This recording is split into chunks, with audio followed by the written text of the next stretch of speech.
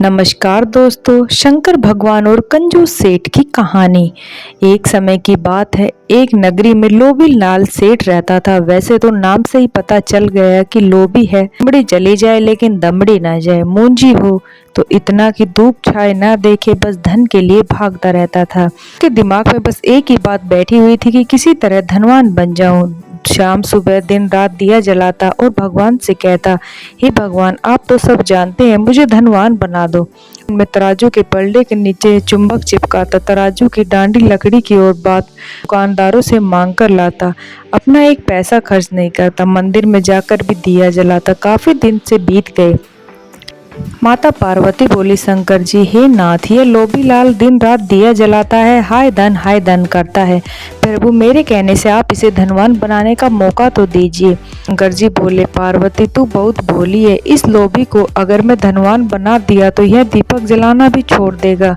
लेकिन पार्वती के बार बार जिद करने पर शंकर जी ने कहा, तो ठीक है, मैं इसको एक मौका देता हूँ, आगे इसकी किस्मत। शंकर एक महात्मा का वेश बनाकर लाल लोभी के पास गए और कहते हैं, हे सेठ जी, मैं एक महात्मा हूँ, बहुत दूर से पैदल चल रहा हूँ, तीर्थ व्रत पर हूँ।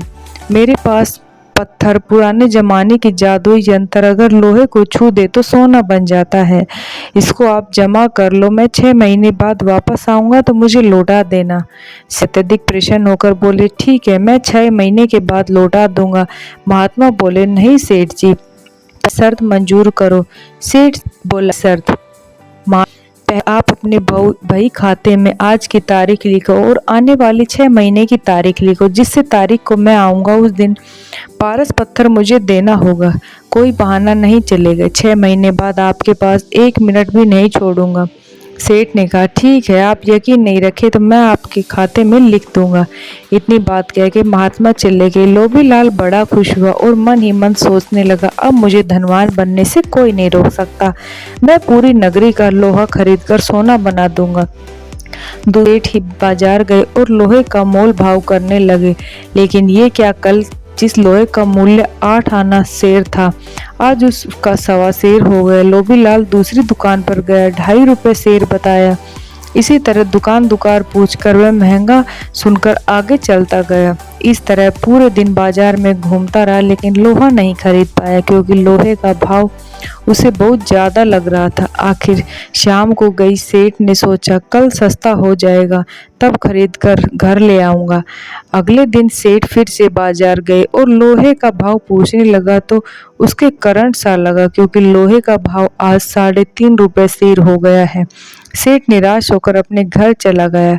कल का इंतजार करने लगा। अगले दिन फिर वह बाजार गए। लोहे का भाव महंगा ही होता जा रहा था।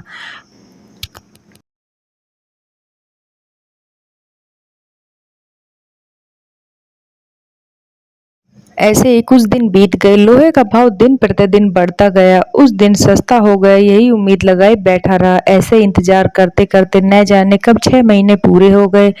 महात्मा दुकान से आए और बोले, लाओ मेरे पत्थर दे दो। महाराज आकर दुकान पर बैठी, अभी बाजार जाता हूँ, फिर आकर दूंगा। महात्मा ने कहा, नहीं, मेरे को जाना है अभी, मैं आने के बाद 1 मिनट भी नहीं छोड़ूंगा।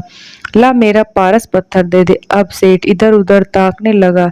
दुकान में भी कोई लोहे का सामान नहीं था। तराजू की डांडी लकड़ी की थी, पलड़ा चमड़े का था। आखिर दुखी होकर सेठ के पास पारस पत्थर महात्मा को दे दिया।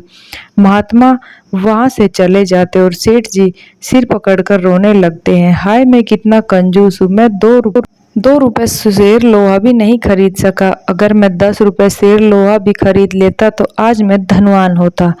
तो दोस्तों, आदत बुरी बलाए है। किसी ने बहुत अच्छा कहा है कि अच्छा दिन पाछे आए फिर भूख को लियो ना हेत। अब पछताने से क्या होता है, जब चिड़िया चुग गई खेत।